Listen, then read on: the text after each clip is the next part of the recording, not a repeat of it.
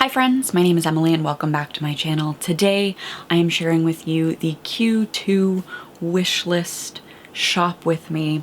So this is part of the no buy year process for myself as a way to sort of like keep myself accountable that whenever I have this impulse for a book that I would normally throw in a cart and purchase, that I'm adding it to this wish list and I am allowed to go through this wish list and choose a book at the end of each quarter if I feel like I've done a good job in terms of reading the unread books that I own. I really enjoyed the first one in that I was surprised by how many things I had thrown on this list that in previous years definitely would have come home. Like they would have gone into a cart and immediately been purchased and have come into this house. And when I look at this list of things that I really wanted in the moment, last time I found that I actually didn't remember like why it was on the list, who talked about it, why it was so important, what the book was even about. So we're looking at my Q2 wish list here, and the first book is actually something that I added recently because I haven't filmed this video yet and it's a little bit delayed, but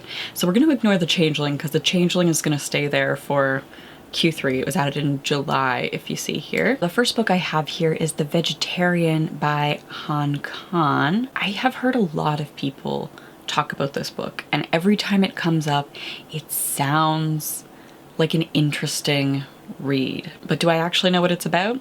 No, I don't. So we're gonna open that up. We have Peach by Emma Glass. Again, looks like I was watching probably a video, probably by Jen. I'm gonna guess it was by Jen. Again, I don't know what Peach is about. Let's find out why I put it here. The Water Cure, I don't know why.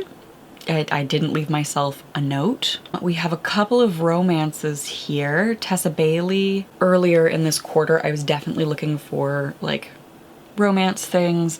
I don't want to purchase a Tessa Bailey. If I'm in that mood, I would like to borrow it because I'm probably not going to read it again. Same with Faking with Benefits. I am probably not going to read, oh, a reverse harem.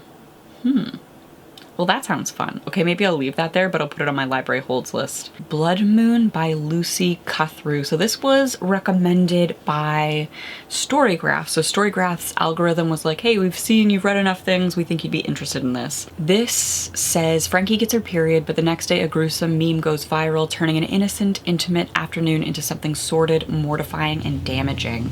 That still sounds interesting. Something Wilder. Again, that's the romance phase. I'm gonna remove that. If I want something like that, the library will have it. Idle by Louise O'Neill. I think somebody said this involved social media and it did an okay job. I'm gonna open that up and check. Young Mungo has been on my radar for a while. So I unsubscribed from bookish emails as part of this, meaning I unsubscribed from booksellers, but I did not unsubscribe from the publishers that I had subscribed to, who would be posting like online virtual events, like book events, stuff like that, because I thought that would still be interesting to see if there was an author that I really was interested in, that they were doing something virtually or somewhere near that I could attend. Like I thought that would be fun. So I didn't unsubscribe from things like Penguin's newsletter, for example. And this has come up a lot. But is it the book that I want to bring into my life this month? Vladimir by Julia May. It's my note here to myself is outrageously fun and discomforting debut. Vladimir puts an unexpected twist on a campus novel. Ooh, it's the campus novel bit. Okay, let's open that up and see the reviews for that. We have another romance that I'm gonna remove. Every Summer After, I'm gonna remove.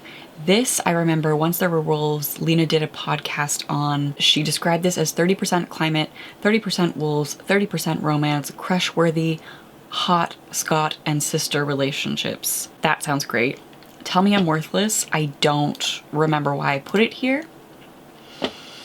And Wendy's Final Task, I will purchase eventually. At some point this will come into my life, but I actually have a copy on hold. I'm on the holds list at the library right now. There were things on here that were a surprise to me. Let's go through the summaries of each one and see, does this still appeal? Should this be on my list? So let's start with The Vegetarian by Han Kang. Young Hai and her husband are ordinary people. He is an office worker with moderate ambitions and mild manners.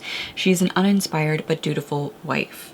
The acceptable flatline of their marriage is interrupted when Young Hee sees seeking a more plant-like existence, decides to become a vegetarian, prompted by grotesque, recurring nightmares. In South Korea, her vegetarianism is almost unheard of, and societal mores are strictly obeyed. Rebellion manifests in even more bizarre and frightening forms, leading her husband to self-justified acts of sexual sadism. Okay, this sounds really fucked up, and I almost wonder if instead of picking this up right now, if this gets moved to women in horror, and I come back to that later. That's not really what I'm in the mood for right now. We have Peach. Something has happened to Peach. Staggering around the town streets in the aftermath of an assault, Peach feels, oh god. Her parents can't seem to comprehend that anything has happened to their daughter. Oh, Jesus. Emma Glass articulates the unspeakable with breathtaking verve, intensely physical with rhythmic, visceral prose. Peach marks the arrival of a visionary new voice. This, again, sounds horrific and not quite what I'm in the mood for, so I am going to move this to women in horror. The Water Cure, a gripping, sinister fable. The Handmaid's Tale meets Virgin Suicides. I like both of those. King has tenderly staked out territory for his wife and 3 daughters, Grace, Leah, and Sky. He has laid the barbed wire. He has anchored the buoys in the water. He has marked it a clear message, do not enter. Or viewed from another angle, not safe to leave. Here, women are protected from the chaos and violence of men on the mainland. Cult-like rituals and therapies they endure fortify them against the spreading toxicity of a degrading world. When their father, the only man they have ever seen, disappears, they retreat further inward until 2 strange men and a boy wash ashore. A haunting and riveting debut about our capacity for violence and the potency of female desire.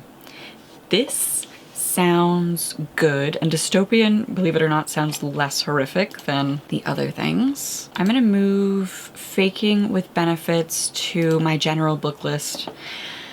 Blood Moon. Okay, so Blood Moon, Frankie has her first sexual experience with the quiet, gorgeous Benjamin and gets her period. It's only blood, they agree, but soon a gruesome meme goes viral, turning an intimate, affectionate afternoon into something sordid, mortifying, and damaging. In the time it takes to swipe a screen, Frankie's universe implodes. Who can she trust? Author Lucy Cutthew vividly portrays what it is to be a teen today. I am interested in this quite a bit. Idle does not have a description. Neat. Does the hardback? No. Okay, we're gonna have to do some Googling. For Samantha Miller's young fans, her girls, she's everything they want to be. She's an oracle telling them how to live their lives, how to be happy, how to find and honor their truth. Oh, I remember this. She writes an essay about her sexual awakening, and it's not how the other person remembers it. The person that she has a sexual relationship with writes back. And like, it's who gets to tell the story, whose truth is really a lie. I'm seeing lower ratings, so maybe this is one to borrow. Let's see what the 3-star reviews are saying. Idle is a page turner, which is good. Sensationalist. Okay, I don't know that this is the right book for right now, so I'm gonna move that to just the general book list to keep track of. Young Mungo. I don't think Young Mungo is what I want right now. Vladimir. Oh my gosh, so many of these books have the same theme. A provocative, razor-sharp, and timely debut about a beloved English professor facing a slew of accusations against her professor husband by former students. I don't know that I really want to read about, like, abuse of power right now. I'm gonna move that as well. Ooh, unflinting haunted house novel that takes readers from the well of the literary gothic up through Brighton's queer scene. Ooh, and this has a pretty high rating. This feels more like a fall read. I am going to move Tell Me I'm Worthless to my horror list, which, when we refresh this, leaves me Water Cure, Blood Moon, and Once There Were Wolves. Again, I run into the thing where I'm like, all of these are interesting, but none of them is the most interesting that I would make it the choice for this moment. I think I ran into this last time. There was an incredible pressure to pick just one, which is so strange, right? Because like I would happily have thrown all of the books on this list into various carts over the months without thinking. But now that I'm being forced to think and to choose just one, will any of these be the one? Okay, I'm gonna save Blood Moon. I think Once There Were Wolves could be good because I have her No Books on a Dead Planet, that's what it's called, to go to. It's highly rated. Unhinged Women is rapidly becoming a subgenre that ticks all my boxes, apparently.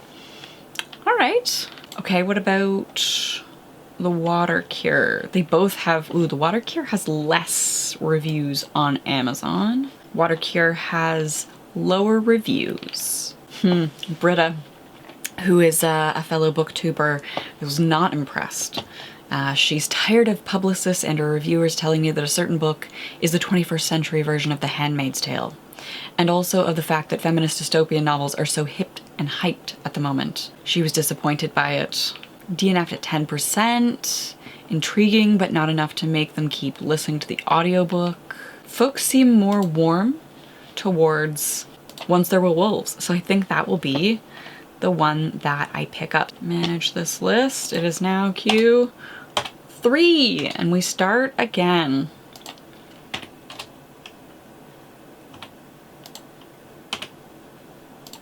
Okay, I feel confident about this choice as like a thing to bring in and try something that I was excited about and have this like very informed choice. Thank you for watching me go through this process, trying to retrain my brain to not impulse buy every book that I see. Let me know your thoughts in the comments down below. Do you think I made the right choice, or do you think I eliminated something too hastily? The book that we are reading in August for the Small Book Book Club is Silver in the Wood by Emily Tesh. This is about the Fae, it's about forests, there's a queer relationship in it. It is a small little read. We will be meeting to discuss on August 31st, Wednesday, August 31st at 7:30 p.m. Eastern Standard Time. Everybody is welcome to join and to read along, and I'm excited to put this in conversation with Follow Me to Ground by Sue Rainford, our last small book club book. Thank you to my patrons who make videos like this possible. Thank you to everybody who has been patient.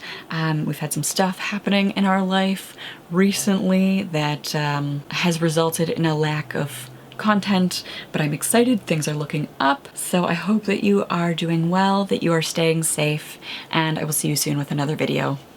Bye!